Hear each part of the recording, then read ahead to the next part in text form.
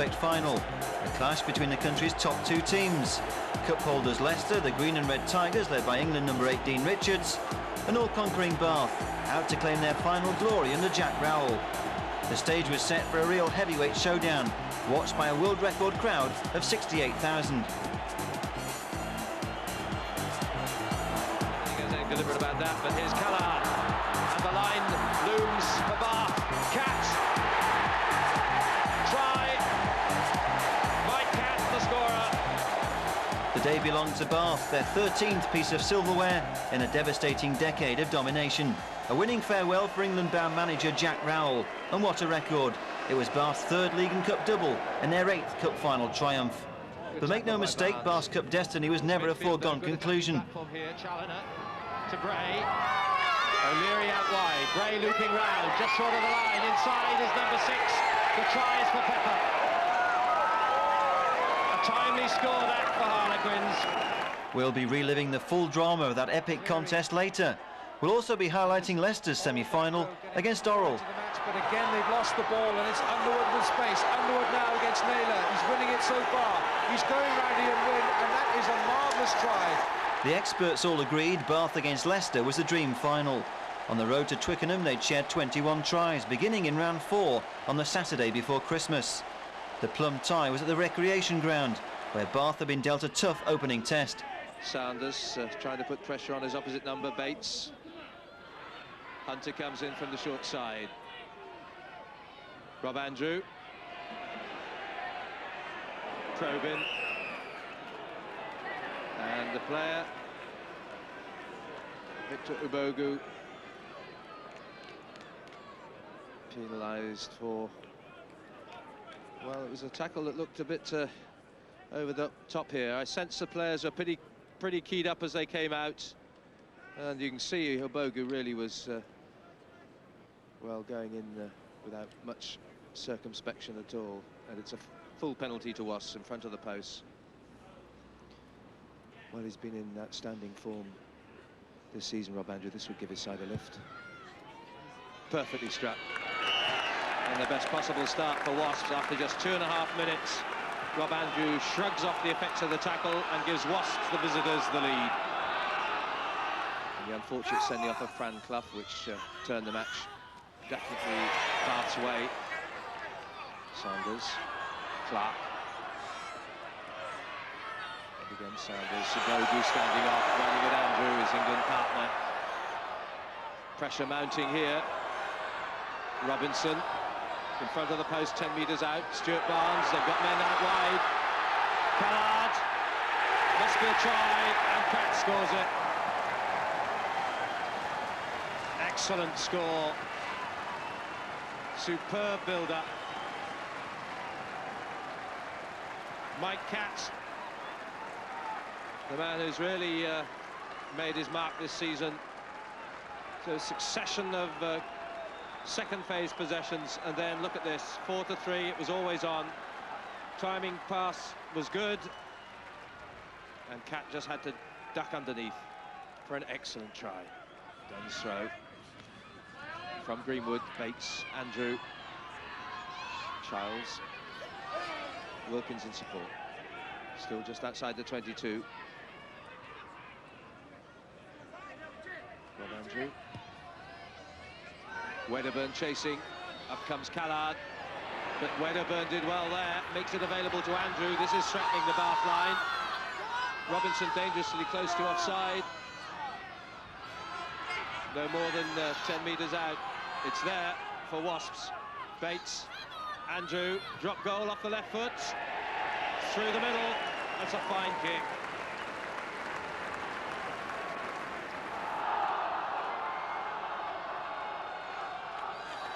Bath cut the line. Arden McCoy, Sanders, but in fact Wasps have closed the gap at the line, so they've got a Bath have a tap penalty. Ben Clark on the charge for the line is held no more than a metre short. Ball is available. Sanders, neatly done, and what a moment for the man who's really having his first big day. Sanders with the second try for Bath, and he caught them napping here and got inside Wilkins. They had expected him to feed it out. Callard with the conversion.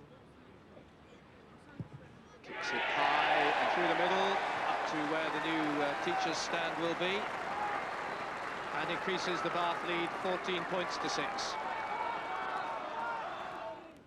Sanders with Lloyd poised to come in on the burst. Sanders held, it's just outside the Wasp 22.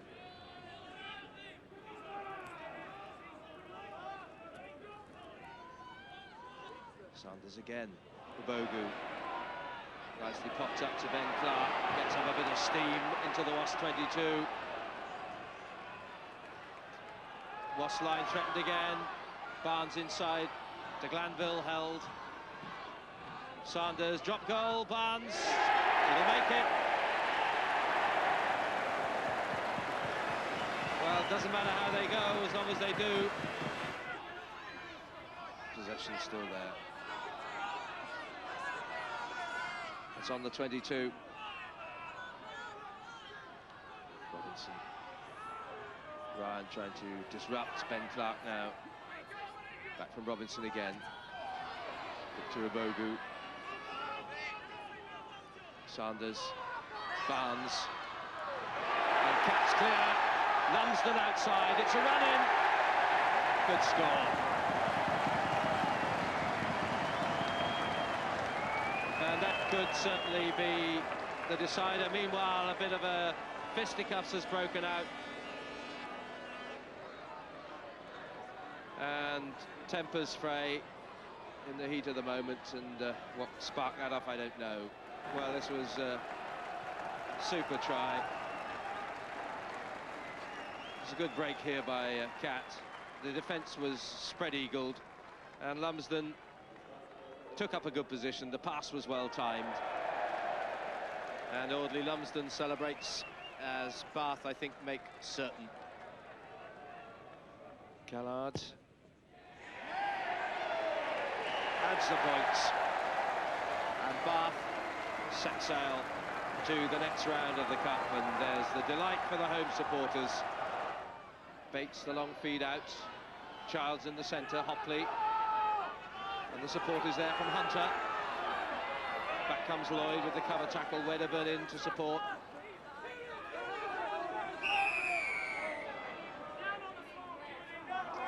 This time it's Bath who kill it in the loose. Quickly taken, Dean Ryan. Steve Bates. Nice dummy. It's a good try. Hugh Davis. To keep a little glimmer of hope.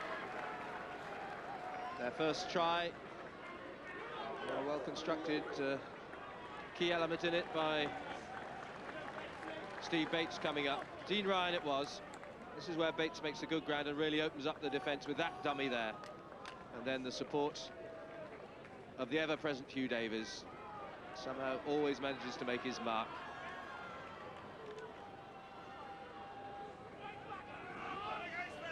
Bath had overcome the first hurdle with flying colours, the final score reflecting their 3-1 superiority. Leicester, meanwhile, had a trip to Blackheath, where the 3rd Division men, ably led by captain Mick Skinner, made the early running. The Minnows' hopes of pulling off an upset were boosted when Sam Howard and Richard Smith combined well, and the fly half eased home under the post for the opening try. Fullback Stuart Burns converted to make it 7-0, but 2 minutes later Leicester hit back. The Tigers made the most of their strength in the pack when captain Dean Richards applied the pressure, and Neil Back was driven over the line for the touchdown. Blackheath was certainly not overawed by the occasion, and Leicester survived a close call when the home side threatened once again. Joe McIntyre and Paul Mitchell finding a gap down the left flank, but the move was flawed. An eagle-eyed touch judge spotted McIntyre's footed straight across the line. In the second half, the Tigers finally killed off any giant-killing hopes when Blackheath were outgunned at the line-out, and Neil Back steeled in to claim his second try of the match. The cup holders had done just enough to secure their place in the last 16. But full credit to Blackheath for a sterling effort. In round 5, again it was Bath who landed the glamour tie. This time local rivals Bristol were the team dealt the short straw of a trip to the recreation ground. They arrived in search of their first win in Bath in 13 years, and surprisingly, they left out their England scrum half, Karen Bracken. It proved a frustrating afternoon for Bristol. Bath soaked up all the pressure and then made their visitors suffer with 2 clinical tries. First after 22 minutes when Richard Hill pulled the ball out to feed Steve Ajomo. John Callard had the simple task of converting from under the post to make it 7-0. It was all over bar the shouting when Bath added their second try 6 minutes later. Mike Catt extending the lead to 14 points. There were no further tries, only a brave Bristol reply of 3 penalties from Mark Tainton. But it was too late to halt Bath's progress. Leicester, meanwhile, also had home advantage against London Irish. After 13 minutes, Neil Back's spectacular run set up Wayne Kilford. Rory Underwood came across to make the extra man, and his brother Tony went over, and that made the score 8-0. The 10,000 crowd held their breath. The winger was okay, and 2 Harris penalties made it 14-0. And then it was the turn of brother Rory. Jez Harris hesitated, Potter stepped on the accelerator, Wayne Kilford came into the line, and Rob Henderson had no chance of holding the England international, 21-3 at half-time. The Tigers didn't let up. Cardooni went on his own, but prop Graham Rowntree wasn't far behind, unstoppable from 5 metres, and that increased the lead to 26-3. Then came the try of the day, not from Leicester, but from the Fighting Irish. Saunders' long pass found Henderson, and he left Simon Gagan to do the rest from his own 22. Back, Tony Underwood and Cardooni left for dead. Leicester 29, the Exiles 10. With 10 minutes left, Johnson fed Richardson. Garforth had a go, and finally John Wells, in for the injured Dean Richards, scored a Richards-like try to make it 36-10. And to round off the rout, prop Darren Garforth thundered over from that tap penalty. Jez Harris converting yet again, 18 points in the match. The cup holders still the team to beat. Round 6 was the quarter-finals, and for the first time Bath were drawn away from home. The slippery slope at Southgate was the venue for the showdown with second division Saracens, but Jack Rowell's men never looked in any difficulty. 15, 18 metres out. Hilton leaves it. On goes Tim Beddoe. Bath in dominant mood. Sanders points to the ball, sets it away to Barnes. Out wide is de Glanville. De Glanville goes, little shimmy and he's over. Phil de Glanville, first try, and it looked for some minutes as though it was going to come soon.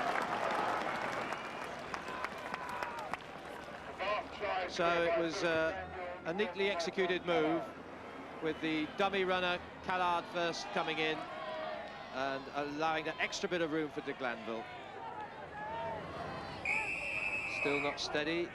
The gap is not clear. Saracens get the tap penalty taken by Burrow now.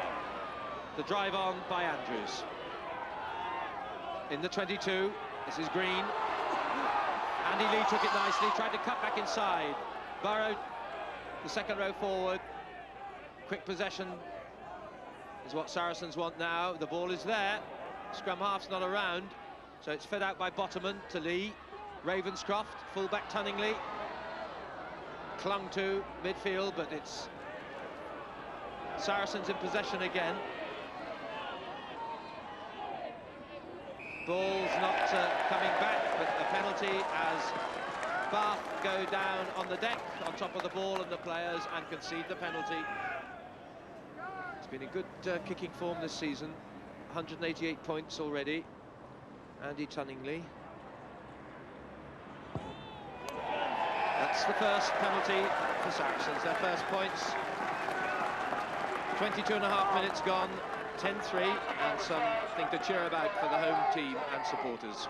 That's the Saracens' 22-metre line. About 15 and a bit minutes to go.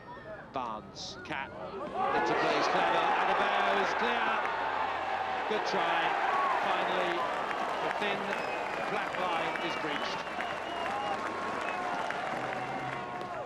You can see here that the setup was good and the nice switch play with Cat, with Adebayo at full tilt, able to outstrip the defence. Langley looks poised to go on the charge, but it's in fact a dummy to Tunningley. Tunningley wide, Kemp outside, right on the back line, but already the whistle has gone. They're denied the glory. A knock-on, I think, just short of the line, and so close again to a first try.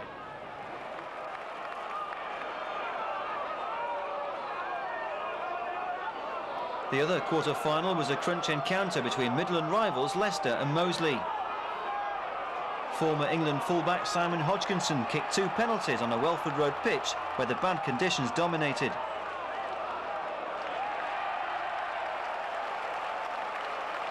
Jez Harris won the battle of the kickers, scoring all 12 points for Leicester, including a record-breaking 14th drop goal of the season. It was enough to put the cup holders through to the final 4. The semi-final draw sent Leicester on the road to Orrell. Bath, meanwhile, went to Harlequins, the team they'd conquered in a dramatic 1992 final. Again, the stage was set for an epic contest.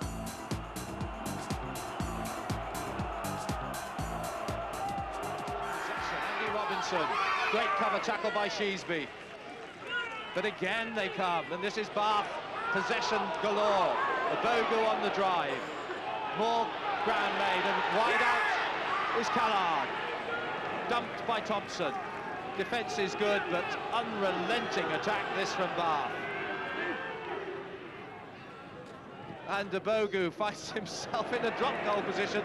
Thought about it, I'm sure, but was not tempted in the end. Barnes has made the breach. Wide out is Martin Haag, and over goes Tony Swift. After just 3.5 minutes, the try seemingly inevitable, but what fantastic possession, round after round, across the field, one way then the other. It was all too much in the end. It was. It's a great shimmy here. Great shimmy by Stuart Barnes. Barnsley here is looking as though he's a good finishing move there by Tony Swift. He's been a great servant to Bath. Barnsley's putting his marker down. I think he wants to be the England fly-half. And he long has, and here's the crucial break he made. He got the pass into Martin Haag, then the link to Tony Swift, the veteran of the campaign. 6 cup finals he's played in, and that's a brilliant way to start this semi-final. Just coming up to 13 minutes, and in fact Thompson is still unable to carry on. He's still not happy with his ankle, so Harlequin still 1 man short. And in possession now, Challoner, charged down by Andy Robinson, and it's a chance for Stuart Barnes. Stuart Barnes on the break. O'Leary is the only man who could possibly catch him, but Barnes is showing tremendous speed here for a youngster. And Stuart Barnes, well, he did not choose to run that distance, but he did it well. And Bath goes storming on, thanks to the 30-year-old, who's, well, I can't remember when he last ran that far. I bet he can't, but this is what happened. Charge down there by Andy. Stuart runs through, catches it, and shows a turn of speed here. Striding away. It's he's putting his calling card down. Well, he had a hand in the first try, and Andy Robinson to take credit for this one. Kind bounce, but well taken. Good concentration, and all those training hours worthwhile. Callard's kick is good, and Bath delighting their supporters with just 14 minutes played. They now lead by 12-0.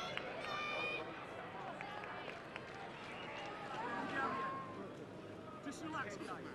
Not yet, not yet. Straight in, what's Richard Hill, displaced of course by Dowie Morris, and Kieran Bracken in turn. And this time charged down by Russell for Harlequins. Luxton challenges. And Hill gets back to scooted into touch. And Luxton, I think, claimed he was tripped. Yes, that looked to me there as though it was Mark Russell. And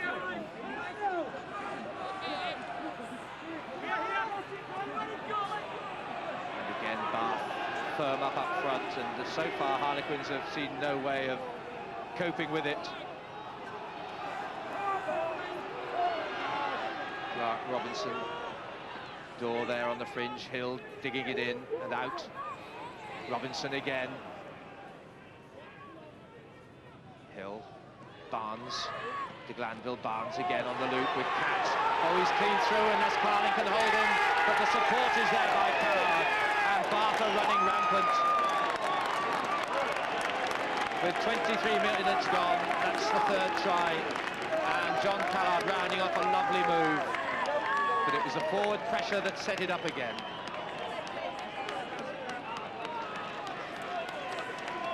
Good play here by Hill. Out to Stuart Barnes, who's been an architect here. Into Barnes, loop round. Drive through by Cat. There's John Callard. And it, at the moment, it's looking pretty dark for Harlequin supporters. And certainly, this is another lovely little touch from Stuart Barnes. On the loop here, classic loop around de Glanville to set up the extra man. They had two outside Cat. And Cat, caught he was by Carling, but nevertheless, plenty on hand. Callard was the man to round it off and to add the conversion points as well. And that's 19-0. So they're nearly scoring at a point a minute. It's actually 23 minutes played. Two-man line, Harlequins call. Daddy Baker, please come to the office. Snow and Thresher.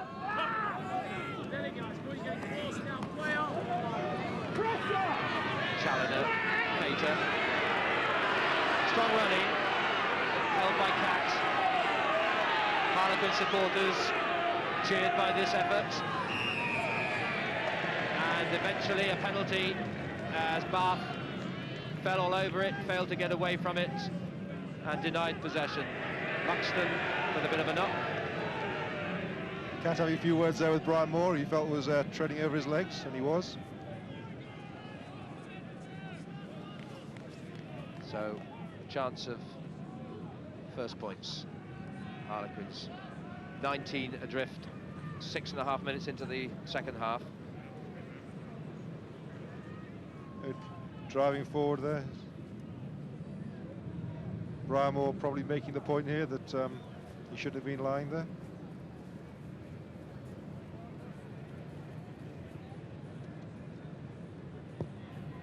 Challoner's kick is good, third time lucky, and that will lift Quins, and lifting they certainly need. 7 minutes into the second half, and still a long, long way behind, 16 points adrift. Actually, I don't want to go about the weather, but the wind has picked up quite a bit and it's blowing in Harlequin's direction from left to right on our screens. You can't see it, that's for sure. Challoner. Carling. Good tackle by Barnes. It's midfield though, good attacking platform here. Challoner to Bray. O'Leary out wide. Bray looping round, just short of the line. Inside is number 6. The try is for Pepper. A timely score that for Harlequins. Martin Pepper.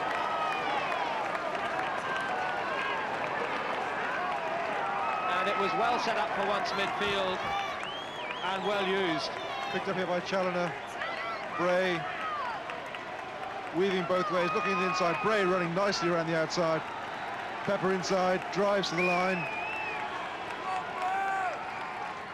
Brings it to 19-8. Important score this. As we said, Bath seemed to have sat back just a little, and you only need to do that to allow the other team to come back. And Harlequins took full advantage here. Good reading there by Bray, and he times this pass perfectly, but then the man had to be there to score it, so credit to Pepper. From wide out, the conversion attempt is wide from Challoner. Nevertheless, the important psychological boost of the try to bring the score 19 points to 8. So within 2 scores, the Bath lead being whittled away.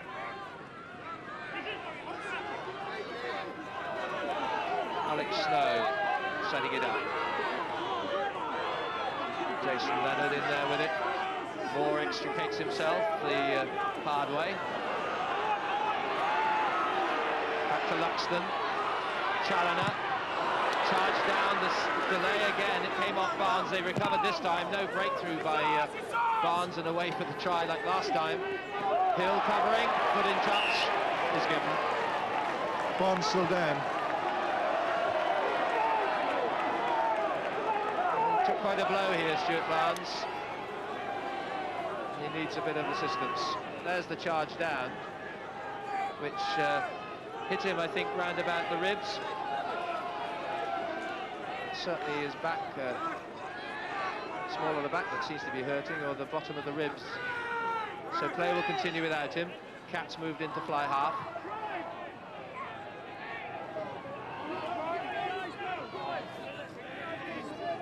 So how will Bath respond as Quins raise the tempo? Hill to Cats. Charge down again, and it's gone through for Challoner. Challoner, surely. The try is given anyway.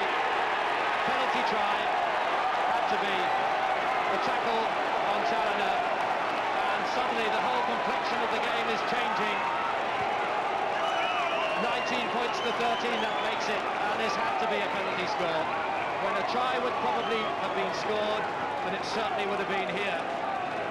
With Callard in all sorts of trouble, you cannot do that. And Quins get the score wide of the post, but get given it under the post. Yep, right call there by, certainly the right call there by the referee. Actually, a more concern probably to Bath. Conversion goes over. Stuart Barnes is,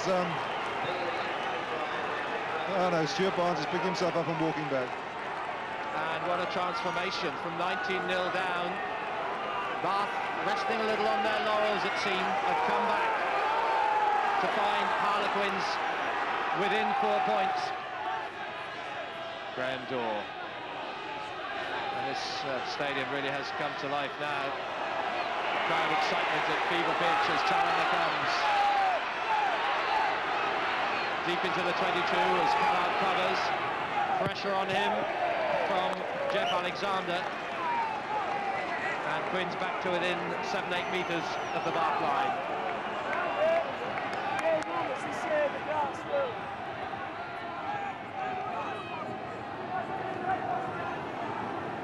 Well, it's a semi-final, and always a case of the semi-final, the winner takes all. Yes, there's glory for both teams in a cup final, but you don't want to lose in the semis. Quins possession. This time they drive. Purposeful. 4 metres out only. The ball's available to the open side. Challoner, collared by Hall. Powerful tackle by the Bath flanker. The ball is loose and away, and Bath really on the rack for a moment. Crunching tackle by John Hall there. It really was. He saw the target just in time, and he went for him and turned him. Brian Moore, battle hardened. Luxton away, Challoner, this is out, Pater straight to Carling, again for position, Callard covers, runs out of his 22, and I think that was what O'Leary was tempting him to do, so that he wouldn't get the kick in, give him a bit of room to come out of the 22, and then it'd really have nowhere to go.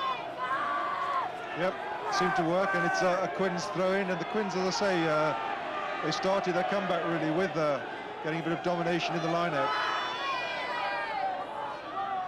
It's five-man line. Quins throw this time. Snow at the front. Luxton saw the path block. Good thinking. It's clever play. Snow inside. And the referee's whistle goes. Tempers fray. Penalty for offside by Ubogu. And this a chance to get within a point. Andy Mullins immediately indicates to Brian Capsule that Challoner will kick for goal.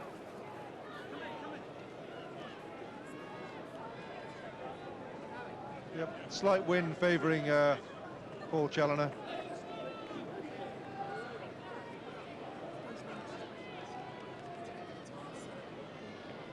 Not great figures, but this is one that counts.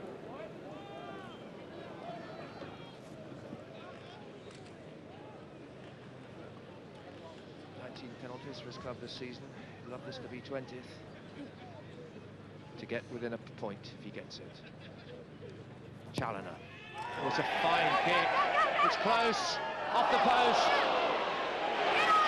And immediate pressure on de Glanville, who caught it, and Quins will try and win the scrummage, but he's penalised Harlequins for going over the top.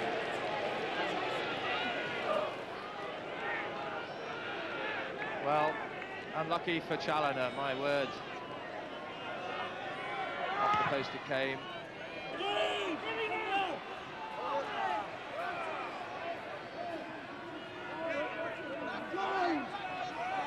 Ruxton, Challoner. Callard tested, calls and gets the mark though. Callard's playing a very dependable game here.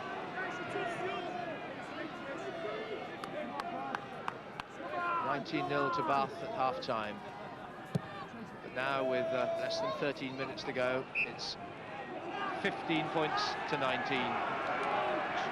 Harlequins are really clamping themselves down in the Bath half. Should I talk about the weather? The wind's picking up. It's blowing strongly in Harlequins' favour now, as you can see from that flag. Certainly he's got stronger and favouring the home team. Knocked down by Peter Thresher, comes loose again.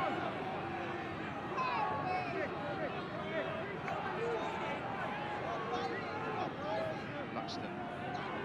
Challoner, dummies to Cater, dummies to Carling, wide is Bray, chips through, and there he chases, Callard covers, gets in the kick.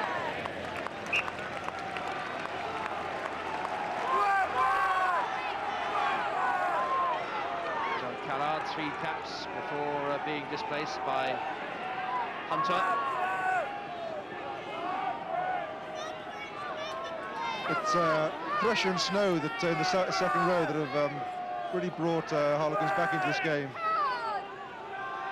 Yes, they've come good in this second half. With Troy Coker a late cry off with Achilles heel trouble, and Thresher coming in and certainly saving his best for the second half. Quins now rolling as Bath have done so often. Here goes Pepper, good pick up, and here comes Luxton now, checks to find the pack. Andy Mullins is there, it's 6 metres out, the Quins still going, they hang it on the fringe with Justin Cassell. 5 metres out, here goes Cassell again to the line and scores, he scored, it's Cassell. Justin Cassell has given Harlequins the lead with just over 10 minutes to go. What a dramatic turnaround. And it was really Harlequins giving Bath a taste of their own medicine here. Driving here by Cassells. Good try. This is something Bath are notorious for. They do it so well themselves, but Harlequins have somehow got to grips with this Bath pack who, well, just had no answer this time to the Quins back row. Eventually. If we cast our mind back to the first half, you remember it was 19-0, exactly the same scenario with the hail coming down, he missed it. I bet you he kicks this one. 20 points to 19. Paul Challoner. In wintry conditions. Straight through. The referee was right. It's amazing what a bit of confidence does. However, I would not write Bath off yet. Certainly by no means. There's a full 10 minutes to go and a little bit of injury time. And Bath don't know the meaning of defeat till the final whistle. That didn't go 10 metres, advantage played to Harlequins. Challoner angles it down deep into the 22 again. What a beautiful kick. It really is quite an extraordinary transformation. You wouldn't have given Harlequins a prayer after 25 minutes. But there's, well, not too disconsolate looking pair. They know still that Bath are in the hunt. Jack Rowell and Gareth Chilcots. But the adrenaline will be flowing now. Bath in trouble again, and the back row have really come into their own this second half. Ball is already away, and the referee is blown for a scrummage. And there's a different pattern altogether. Remember, early in the match, it was so much one-way traffic to Bath. The second phase now sees Quins with the edge. Luxton, look for the drop goal. That's some kick. He was celebrating before it was halfway there. And once you're on song, once you're on a roll, it keeps going. 25 points to 19, and Challoner with only his third drop goal of the season. Great drop under pressure there by Paul Challoner. And there's the New England manager, Jack Rowell, with an England team for the South African tour to select tonight and tomorrow with Dick Best. Free kick to Bath, the scrummage not steady, Harlequins penalised. We've 5 minutes to go, plus injury time. There'll be some of that. Barnes to Glanville, Callard, Carling in with the tackle, dispossesses Callard. Every ball is a battle to be won now. Abogu. Fever, excitement in the crowd as Bath come again. Barnes collared. That was by Challoner. The follow-up tackled by Luxton. But it's there for Hill, runs them. Then to Glanville to Callard. Back goes Alexander. The ball loose again. And it's out to Richard Hill, to Barnes. To Glanville. Intensive pressure here. The tackling solid. The attack's fearsome. The penalty Baths. Quins over the top. Quickly taken. They know they need at least 6 points. On goes Clark. It's outside the 22. Barnes calling for players. That was a decoy. He was going himself. It really is fever pitch excitement as it comes from Hall to Hill. Clark loses possession to Cat. Wide out is Callard. Gets it inside to Swift, just short. 5 metres out and he escapes to go round. Tony Swift will be Bath's hero now. Just slipping the crucial tackles.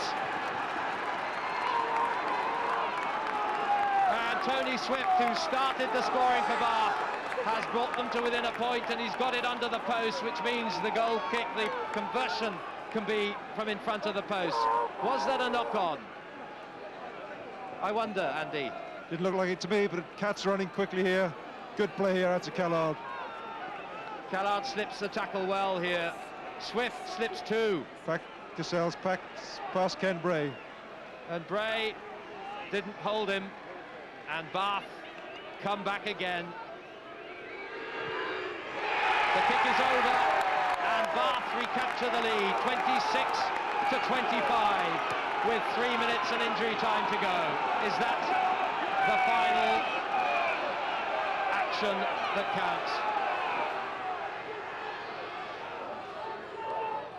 Harlequins in a heap. And Bath will get the put into the scrum. That's the final whistle, and in the last gasp, Bath had turned it round when it looked all their own for the first half. The Harlequins came back to lead 25-24, but as so often before, Tony Swift it was who rounded it off to keep Bath in the cup at the last ditch. Well, numb disbelief perhaps for Andy Mullins, the Harlequins captain, but credit to Bath for coming back, a side which never knows the meaning of defeat until it happens, and it didn't, because they turned it round with Callard's conversion to win 26-25, which can mean nothing but the meaning of sadness and disconsolate are the Harlequins now, but joyous are Bath, Ben Clark there. I'm sure they must have thought this one had slipped their grasp for once, but they keep up their remarkable record against Harlequins, who they've not lost to since 1986. This day it looked as though they had, before Bath had the final word. And this was the concluding moment, which will bring tears to Harlequins' eyes, but joys and smile to Bath supporters and players. Didn't look to be on, but Luxton was beaten first by Callard. He found Swift in support on the inside, who slipped that tackle and managed to extricate himself from this one. And Swift had no one left to beat and was able, equally importantly, to take it behind the posts to make the conversion that bit easier. A heart-stopping contest that ended with Bath still on course for their third League and Cup double. Meanwhile, the cup holders were also involved in a thrilling contest at Orrell.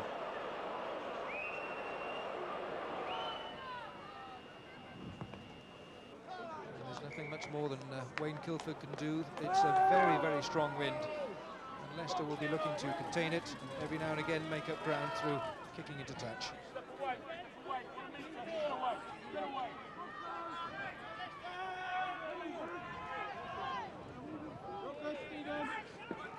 Up goes Bull. Cardooni burrows for it. Harris. Potter.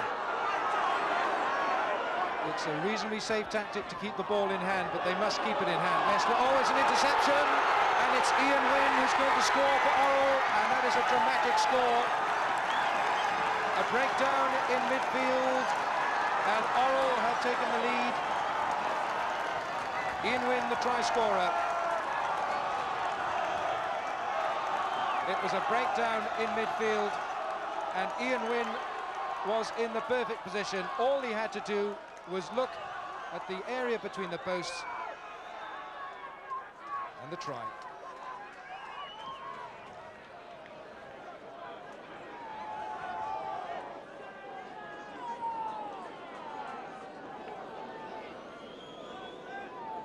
Jerry Ainscough with the conversion, and Orrell get off to a perfect start in this Pilkington Cup semi-final.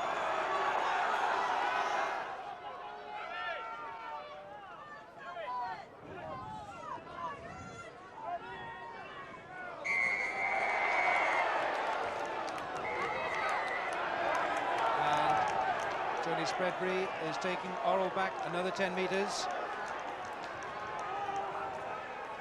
And immediately it gives Leicester a chance to reply to the opening score of the match.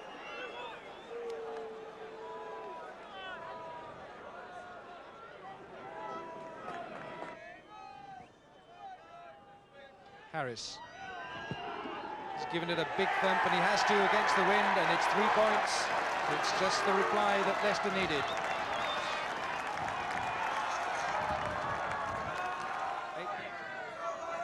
Cockrell throws.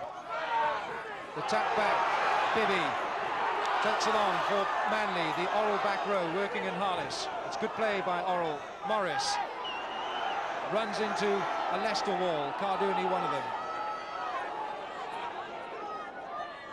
Manley.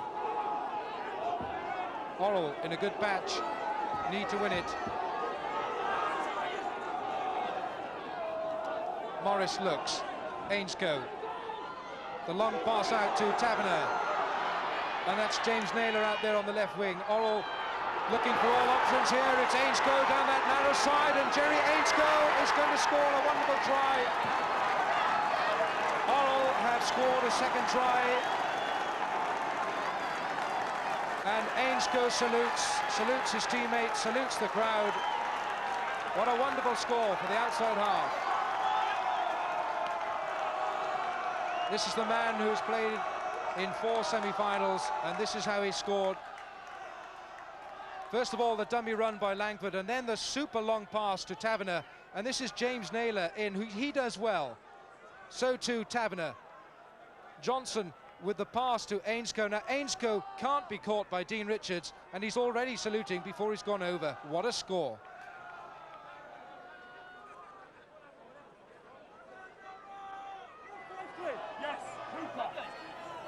Richard Cockrell. To the back it goes, aimed for Richards. He got a hand to it. Cardooni's got two hands, so Harris and Boyle. Leicester looking for things, looking for ways to get back at Orrell. Harris again with Roundtree in support. Again this tactic is used. And once again it's Orrell who go over the top. Tony Spreadbury quite clear. You can't dive in on the man with the ball, the tackled man. You have to be on the feet. The first man must be on his feet to play the ball. Diving in for the ball, and that is why the referee blew for the penalty. Harris, who's given it a stab, and he's got 3 more points for his side. 26 minutes gone, and Leicester reduced the deficit to 6 points.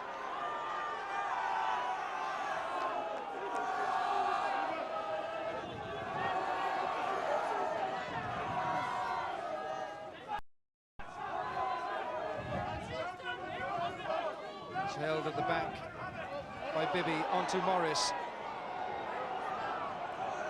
And there's a Leicester man on the wrong side of the ball, and he's been penalised for it.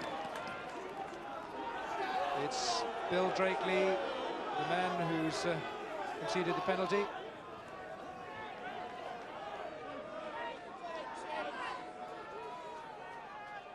You'll just see how the Leicester man gets in on the wrong side of the ball. He's going to receive some treatment there from Orrell, and he's penalised as well.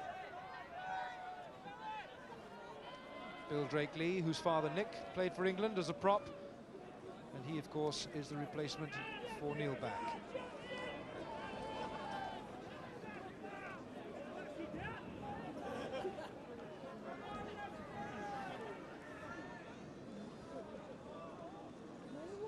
So Orrell are changing the kicker. This is Simon Langford to kick left-footed. And will it come round enough? It looks as if it will. Oh, that's a great kick. That is a super kick from Simon Langford, and it stretches the lead for Orrell. 35 minutes gone in the first half, and it's Orrell with a 9-point advantage.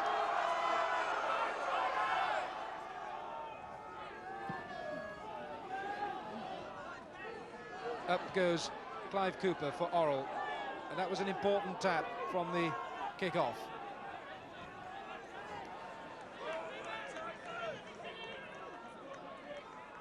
Cardooni dummies. Oh, the charge down by Morris. He could get there himself. That's a wonderful piece of play by the Orrell scrum half, and Orrell is so close to a third try. The look of disappointment on Morris's face. Jez Harris's kick charged down by Dewi Morris. He had a fortuitous bounce. Now he looked to go himself, and that was a good tackle by Wayne Kilford. And Gary French's moment of glory taken away.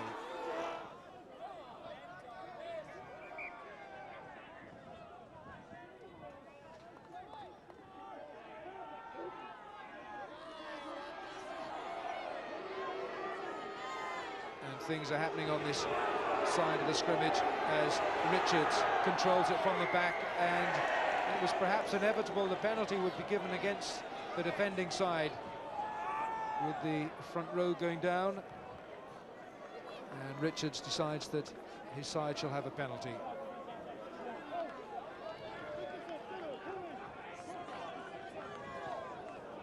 Big man's going to have to play a big part in the second half, controlling matters.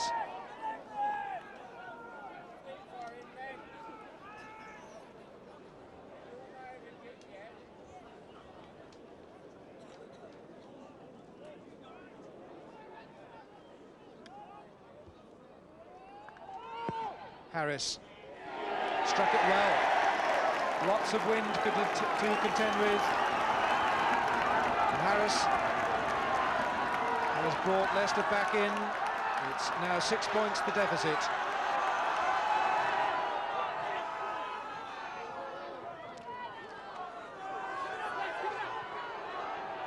It's good play this by Orrell. Morris, and it's Langford. Hines, oh, that's Ainsco's kick is charged down by Potter. Stuart Potter will score for Leicester. Oh, that's a great try for the Tigers. And the second... What a try. Stuart Potter, in his second season with the Tigers, charges down Ainsco's kick. And Leicester are back in this match. It was difficult for Ainscoe. He hit Potter straight in the face. Now this was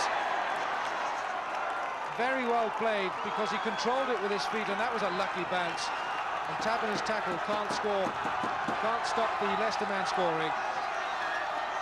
The conversion as well. And it's Leicester who have gone into the lead.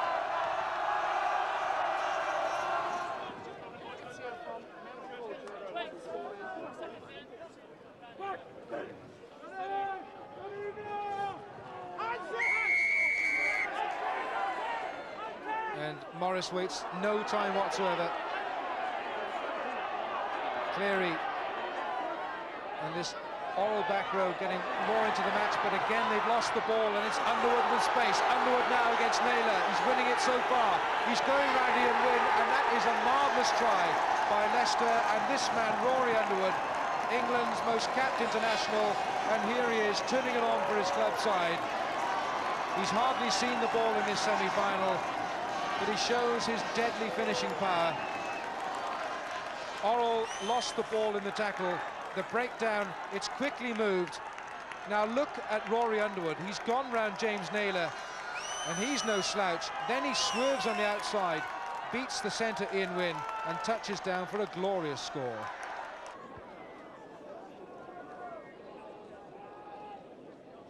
Harris can't convert the try.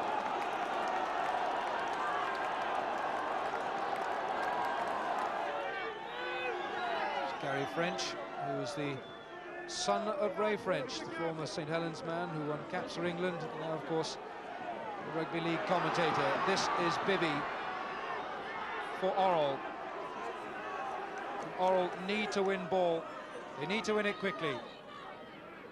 Cleary it is, holding it up for the home side. And he's doing well. Just outside Leicester's 22. And on they go, the men in black shirts. Morris to Ainscoe with Langford on his hip. Langford looks back inside. Dewi Morris with Martin Hines inside, taken down by his opposite number, Roundtree. But rousing support for Orrell as they go on into Leicester's 22. It's the ball they need, but it's the penalty they have.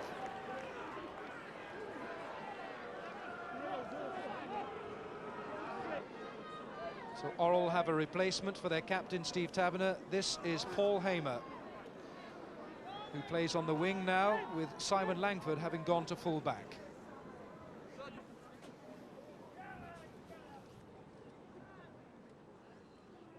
That's Steve Bibby lying down, holding the ball. And it's Jerry Ainscoe who carries his side's hopes for 3 points. He's done it. Oh, yes. And Jerry Ainscoe with a very difficult kick, a narrow angle and a strong wind brings Orrell back to within 3 points. We've got a cup semi-final on our hands.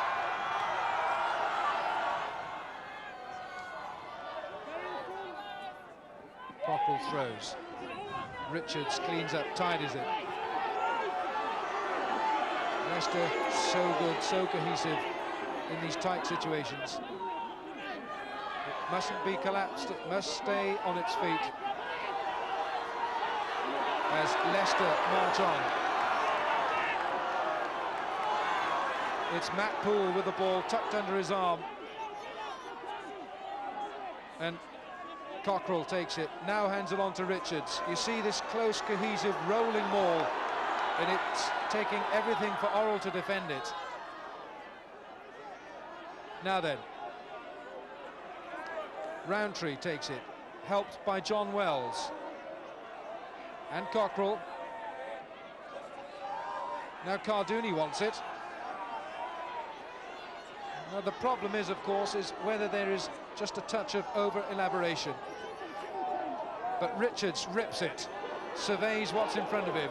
He's got about 8 metres to the Orrell goal line, but there's a lot of defence between he and the score. And Tony Spreadbury is lecturing Orrell for committing the penalty offence. The ball cannot be picked up, cannot use hands in that situation, and it's Steve Bibby who's been penalised.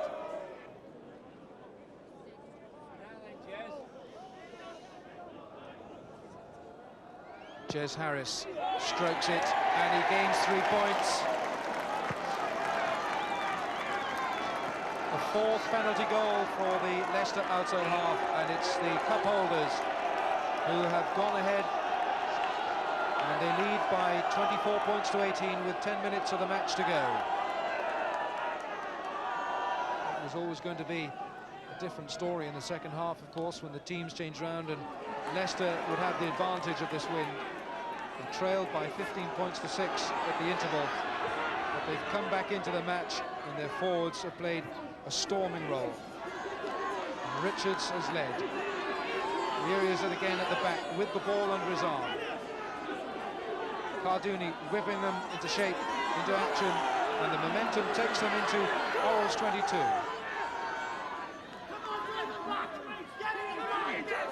It's with Wells. The rolling wall, so effective for Leicester this season. Wears the side down. Harris now with Drake Lee on his hip. Cardooni to Harris. There are men over here. If Boyle can get his pass out, he's gone through the tackle. There's a 2-man overlap here. Cardooni whisk it out Underwood. He's got a man outside him. Leicester might well have scored, but they still have possession. Harris now, Boyle coming in. They're 3 metres short. This is a final onslaught by the away side, and they're going to score another try, and that is it for Leicester as Stuart Potter gets his 2nd try of the match. And the cup holders have surely played themselves into a 2nd successive Pilkington Cup Final. So much pressure for Orrell to soak up, and this is Potter running round with not a man to lay a finger on him. 2nd try for him.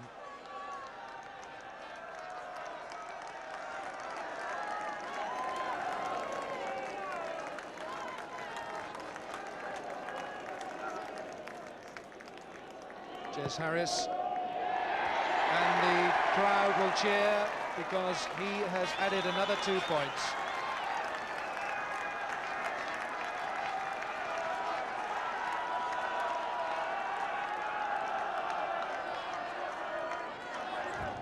Perhaps Orrell have one more chance just to at least score something, give the home crowd something to cheer up about, and it's Dowie Morris who's eager to get that done.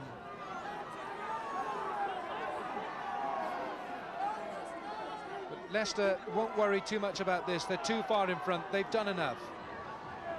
Bibby it is who takes it on for Orrell. A last desperate attempt, perhaps, and that is it. Leicester, the cup holders, are into a 2nd consecutive final. 3 second-half tries, 2 by Stuart Potter and 1 by Rory Underwood. Sufficient for Dean Richards and his team to go to Twickenham. It was a marvellous second-half performance by them, but take nothing away from Orrell. Reduced to 14 men with a sending off for Charles Kusani late in the second half, but they just didn't have the firepower of the Leicester side, who go through to Twickenham for the final. The road to Twickenham was complete. The stage was set for the dream final. Cup holders Leicester against champions Bath.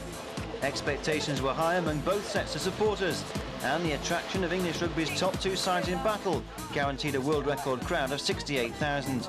Even the wet conditions couldn't dampen the enthusiasm for the contest that lay ahead.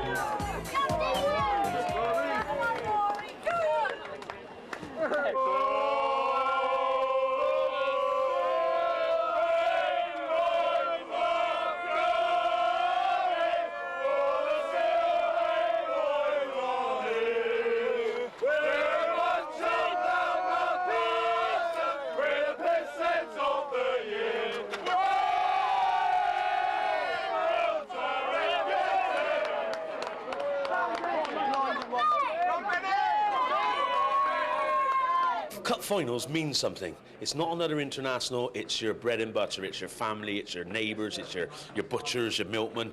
They're all here. It means so much to these players.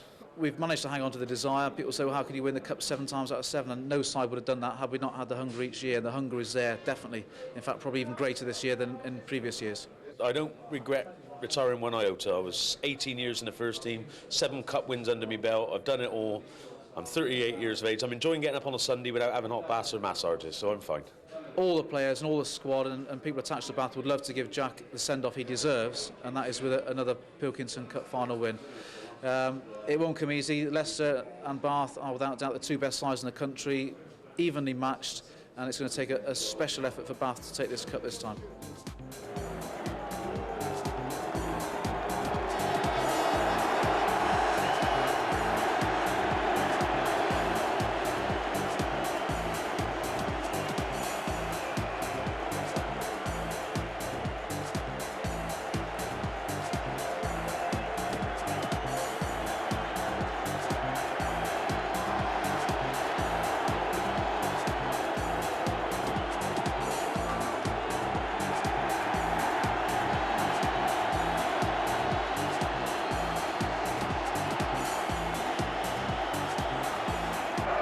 Emotional day, but it'll be a workmanlike day as ever for Richard Hill. 33 last week and in his 8th cup final, and he doesn't know what it's like to lose one. What a servant of the Bath club, and of course England's most capped scrum half of all time. 10 of these players are about to go on tour of South Africa with England, and 2 of them on the bench as well, in John Mallett and Steve Ajomo. That tells you about the strength in depth. You can't see a weak point in that lineup. But it's a farewell partnership of Richard Hill, Stuart Barnes, the 2 of them there. And Leicester with 6 England tourists there, 5 full internationals, led by Dean Richards. What a battle with Ben Clark in promise there, the 2 number 8s. And a side, as I said, with 13 of last year's winning cup final team. And all set for a truly epic end to the season under the charge of top referee Ed Morrison from Bristol, 42-year-old who's works for British Aerospace, and he'll keep firm control for sure. The roar goes up. The Pilkington Cup Final 1994 is underway. First one way, then the other. The ball picked up by prop forward international Lebogu. Hill to Barnes. Clark standing off. Barnes raced the ball as Neil Back comes in, and pressure there is. But a mark called and given. Play continues in the excitement of the opening flurry. Well, the Bath forwards will be delighted with that start there, but good kick by Wayne Kilford, good take there by Wayne Kilford, the Leicester fullback, that he was under a fair bit of pressure. That did extremely well, and he's now got the chance to take a little bit of heat out of the situation and put the ball into touch. Interesting figure, Wayne Kilford, who's displaced John Lively as Leicester's #1 fullback. He's one of the 2 first time in a cup final, but adds a very interesting counter-attacking dimension. So watch out for him running from fullback. First line out. Redmond and Johnson, respectively, Bath and Leicester, the key figures. Jumping at the front. Matt Poole, Andy Reid, the middlemen. It's Reid who got up for Bath. And remember, Bath had the psychological advantage of an impressive forward domination over Leicester in the league match just a couple of weeks ago. Bit of tension, bit of sparring.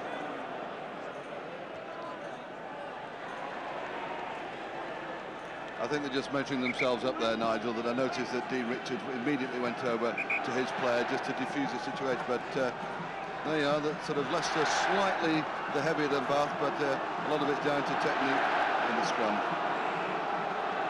Secure ball, but the referee's going to ask for it to go in again.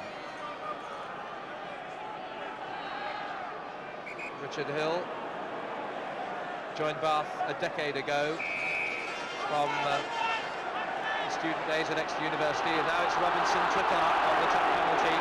Ben Clark and of course Dean Richards in close attendance. Someone tapped Hill's hand. There's a penalty for offside against Leicester. It's hit onto the post, and this promises to be the opening points. And off the ball, still a few flailing arms. And it's simmering just a little.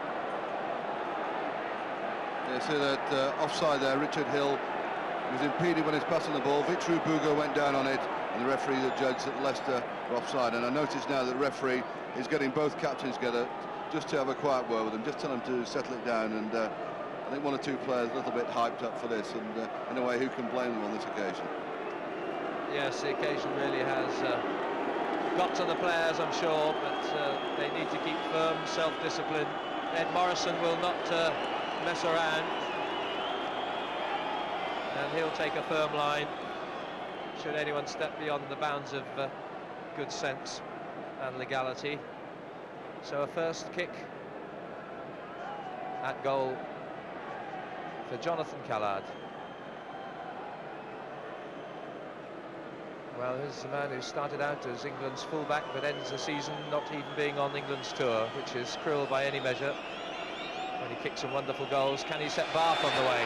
Strokes it through the post. 3.5 minutes. John Callard gives Bath a comforting opening score.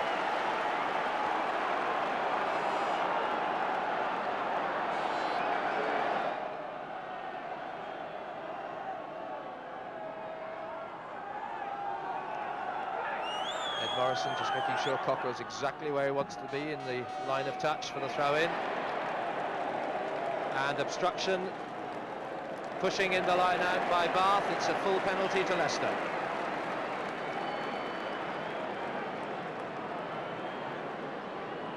So an easier chance now for Harris to make amends. Let's see if we can see what the penalty is for. Yes, and it's against John Hall there that it's certainly looked as though he's all over John Wells there, that and certainly the referee quite right to penalise him.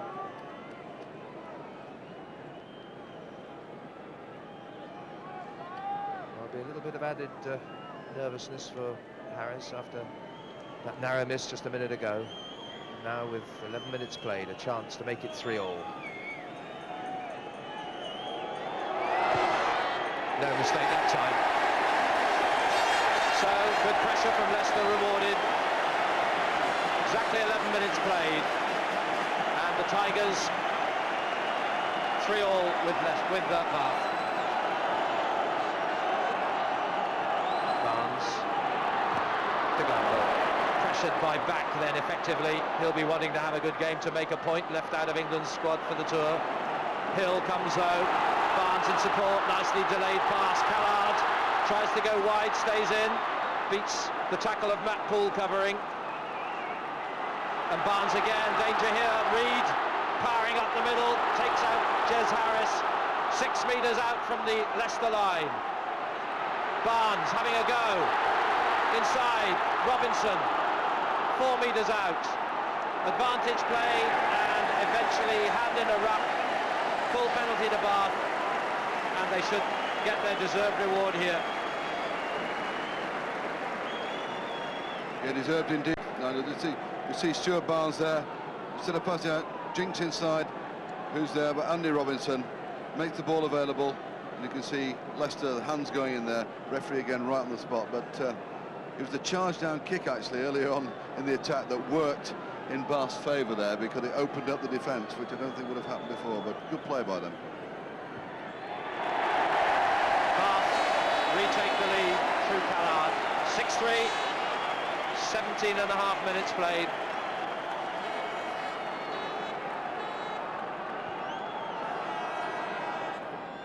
Big scrum for Leicester here on their own 5-metre line. Adel Kardouni.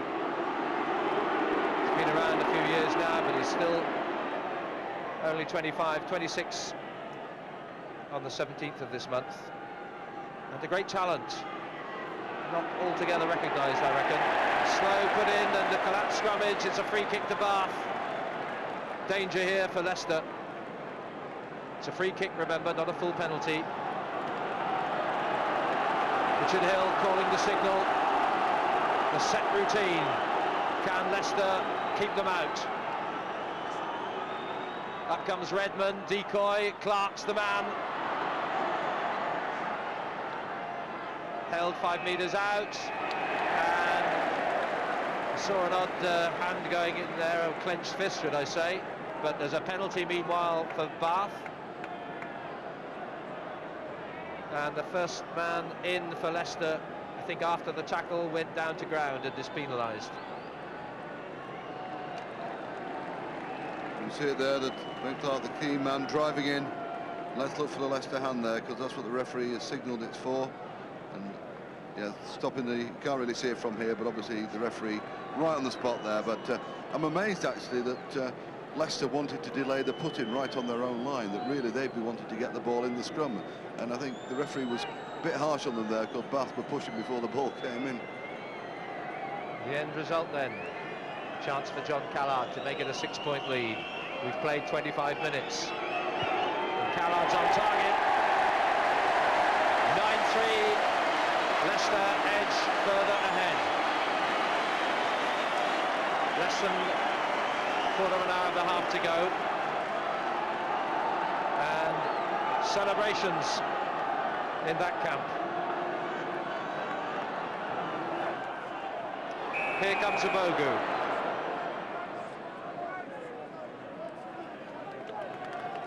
Victor Abogu. 7 England caps. That's Dean Richards with 36. Set up on the Bath 10-metre line. Cardooni desperate for ball, and that will help the Leicester cause. A bit of a tangle. Oh, and Abogu reacts against Martin Johnson. Abogu, who felt he'd been hard done by, I think, and the referee is trying to calm him down. It was a full frontal assault on Martin Johnson. For whatever caused it, I don't know, but that was the reaction. He's going to be a lucky man to stay on the field, I think, here. That's certainly right in front of the referee. That sort of doesn't matter whether it's a cup final or a friendly game, that you can't be getting away with that.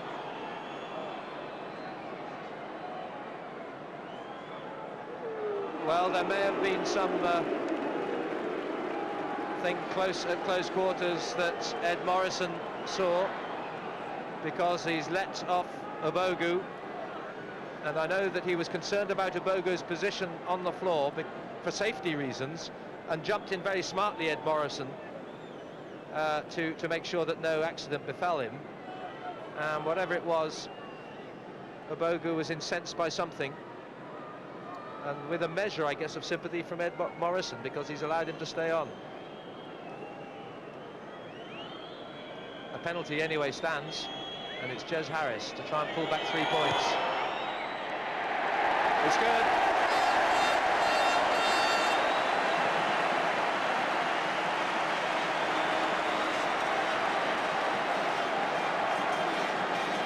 Leicester stay in touch with less than 5 minutes of the first half to go. There'll be a little injury time to add on, but great cup fighters are Leicester. It's come loose to Cardooni, popped up by Richards. This is Harris.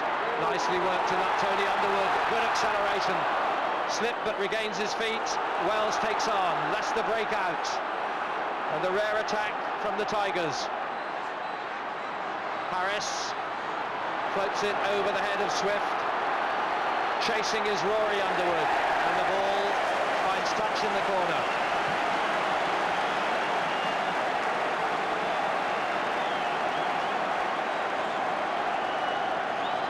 Lightning injection of pace from Tony Underwood. For once split open the secure defence of Bath.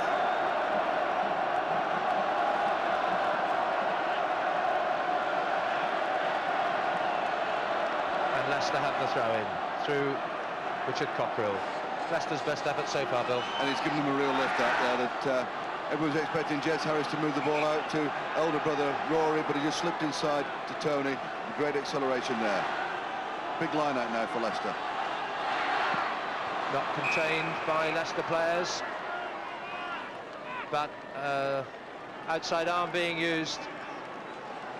Not sure Martin Johnson agrees, but it's a free kick to Bath, to the disappointment of Leicester and their supporters. Barnes to take it. 31-year-old Stuart Barnes. Well, he's been around a decade, but just 10 international appearances since 1984, when he won his first cap. There are many who feel that that's not really a fair reflection of his talents or worth at international level.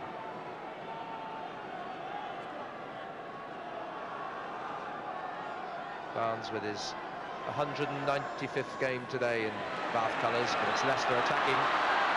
Stuart Potter with back, the link, Kilford, nailed by Adebayo. He had him as a mark man then. Here's Cardooni, Harris, Tony Underwood again, incisive up the inside, still going to the Bath 22. Cardooni sets it away, Harris once more. Neil Back's out there, has men outside, and wide out is Kilford. The cover from Hall, he slips that, he's 3-4 metres out. Leicester desperate to retain possession. Looks as though they have it. Cardooni, Harris, Potter here, he can run a bit, but nailed in turn by Barnes, and a penalty in front of the post, with remorseless Leicester attacks being rewarded. And that was good possession, continued possession from Leicester. And it shows what's possible when they run at Bath. You see it here, the penalty for a high tackle by Andy Reid down Stuart Potter. The referee was going to play advantage, could see nothing happening, and he gives a penalty right under the post for Jez Harris to tie the score. But really, Leicester have been lifted by the play of Tony Underwood. He's had two extremely good breaks, but I think if you look back in the last facet of play, that there was a bit of running off the ball that they were lucky to get away with. This to level it. 9-all. Jez Harris, his third penalty with a minute and a half of injury time played, and that's how they'll turn around. Half-time whistle goes. A pretty torrid first 42 minutes. 3 penalties apiece. Callard for Bath, but finally Leicester drawing level with Jez Harris's third penalty goal. That, I guess, just about a fair reflection on the first half. So with Robinson off the field, Leicester could take advantage. Jomo's waiting on the touchline, but not yet able to come on. It's on the halfway line. It's there for Hill. Barnes. Miscue for once. Awkward bounce though for Kilford on the counter-attack. That's what he likes to do, but not much chance to make further headway.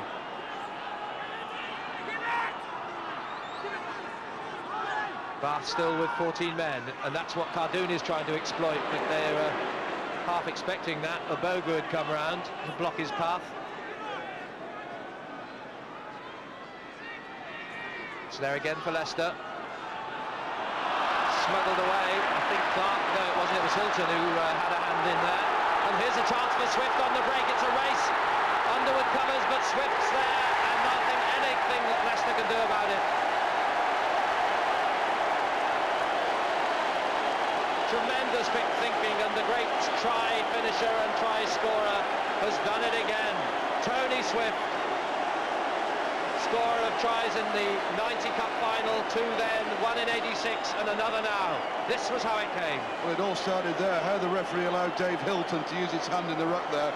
Leicester obviously expected the ball, they came up flat, didn't expect Bath to win it, just chip it behind the defence, and once they had to turn, and Swift, a great predator there, goes over for the score. But Bath extremely lucky to get away with winning that ball in the ruck. Well, he's 35 years young on the 24th of this month, Tony Swift. This is his 6th Cup Final, and no wonder he's still a hero at the recreation ground, Bath. Callard misses. It's 14-9 after 9 minutes, and I must say I was mesmerised, as I think the Leicester players were, by Dave Hilton winning possession initially, because that was the crucial moment. A well-placed ball by de Glanville, which left Swift virtually unchallenged.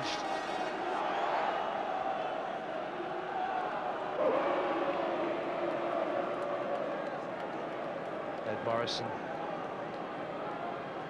from Bristol had charge of many big games, many internationals.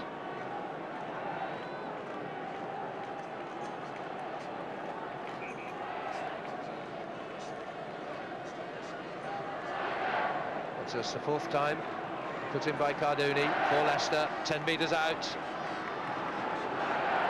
It's there with Dean Richards.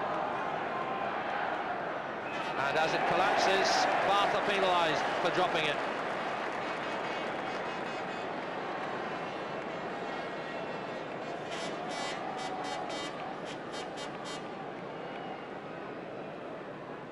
Well, 5 years ago it was a close run affair too, when Leicester and Bath met in the final. It was 10-6 then to Bath.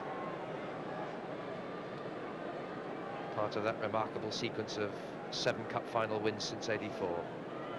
It's close again. It's 49 at the moment, but Leicester have a chance to get within 2 points. It falls to Jez Harris.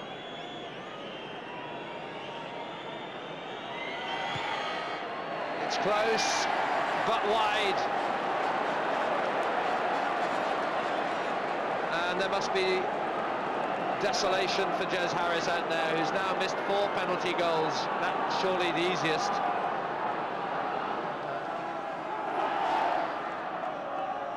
Just 25, Reed, with Poole in the middle of the line, but it's beyond them to Clark at the back. Round comes Abogu. All of it lateral, and back picked him up well. Fearless in his tackling. What matters the size, it's what they do that counts. Hill to Barnes. It's a clever probing kick. Wayne Kilford.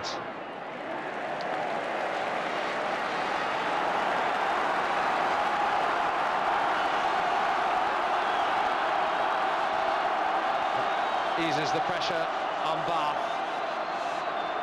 Always coolness personified, Stuart Barnes.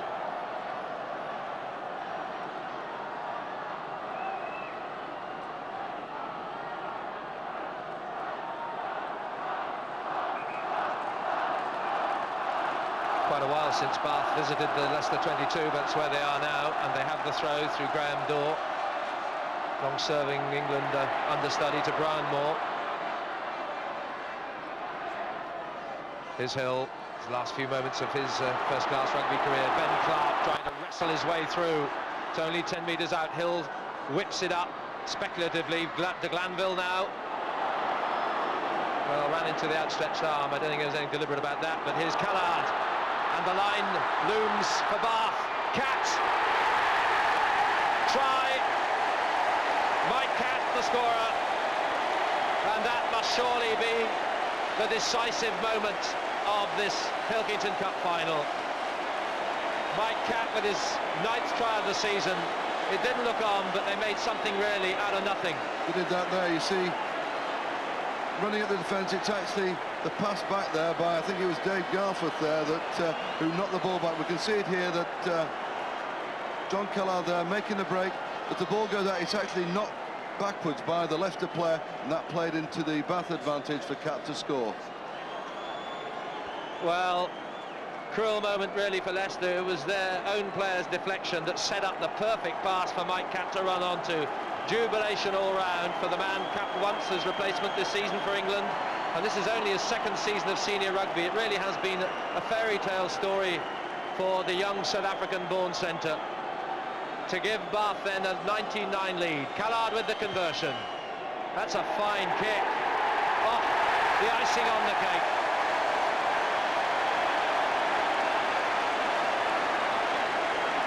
Less than 4 minutes to go, and the jubilant Mike Cat, a triumphant Bath in prospect. Don Callard making a break there, but look for Dave Garforth just there, the Leicester prop. He knocks the ball backwards, it plays into Cat's hands and enables him to squeeze into the corner. Yeah, let's spare a thought for Richard Hill, his final game for Bath. What a great game, you know, a final occasion for him to finish off on lifting the trophy. He's been a great servant for the club and for England. Yes, via Bishop Wordsworth School, Exeter University, and then joining Bath in '83. Captaining Bath and England, 248th game in the black, blue and white. Richard Hill about to bid farewell, but Leicester hoping that the farewell to this match will be a score for them. Potter tries in vain to battle a way through. And still the Tigers determined and perhaps with a last chance now. Cardooni from the penalty, not back 10 metres. A little offside. To back goes 5 metres still from the Leicester line. But there's no more time. And Bath, triumphant. Jack Rowell ends his remarkable career as coach on the best possible note with the double. And for Richard Hill, it's the grandest finale as he wins for the 8th time the cup title. 84 to 94 for Richard Hill, and Bath 8 cup finals and 8 wins. Not the greatest spectacle, but without doubt the best, the most complete rugby club currently in England have triumphed in league and now the Pilkington Cup. And what incredible support this wonderful city gives to its rugby club.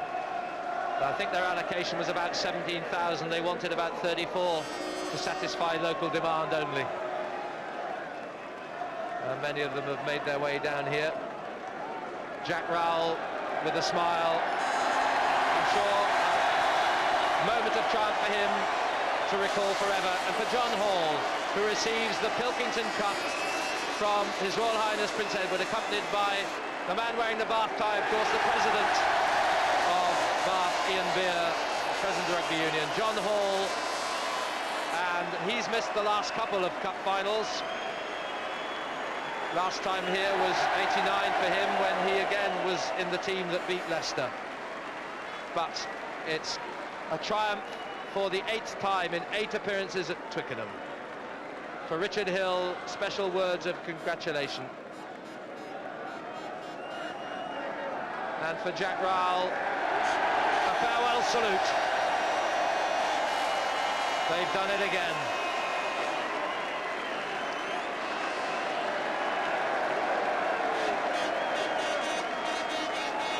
I think it was only when Mike Catt went over that I thought we'd done it. You can never relax in a cup final, and so I was a little bit nervous all the way through, and I was just waiting for the ref to blow the whistle, to be honest with you. When I was talking to the boys in the changing room beforehand, I was saying this is the best side I've ever played, Bath side I've ever played with, and it is. You know, Leicester today, all credit to them. They kept, you know, stuck at it and gave us a really hard time, but you know that's a sign of a good side, soaking up pressure like that. And when we got the chances, we took them. You know, that's what cup rugby is all about, and that's why Bath have always won. We came close a couple of times. I think had Stuart popped the ball out instead of going on his own, or things had gone different in other quarters, and we might have snuck over. But they defended very well. It was very difficult for us, and at the end they came out winners. Remember the feeling before every game. You feel just as nervous. You feel the responsibility is there every single game. This one was exactly the same. And winning is you know, it's good every single time, and I wouldn't say this one's any better than the last 7 I've taken part in. Every one with a special side has been particularly good. Today we didn't have the likes of Jeremy Guscott and my very good friend Gareth Chilcott, but he's worked hard all season. He finished on a very high. He finished in the first team at Christmas. He's then put effort into the coaching side as well. It's been a tremendous team effort from Jack Rowell, who's the head coach, our top man, downwards through the club. It's been a fantastic achievement. It's got to be a dream come true, scoring effectively a deciding try in a cup final. Yeah, it definitely is. I mean, his 50s try was also at a very sort of crucial point. And my try really just sealed it off, which was brilliant. But I mean, there's the team to thank. I know I scored it, but it's really JC and the team to thank. Winning is synonymous with Bath Rugby Club.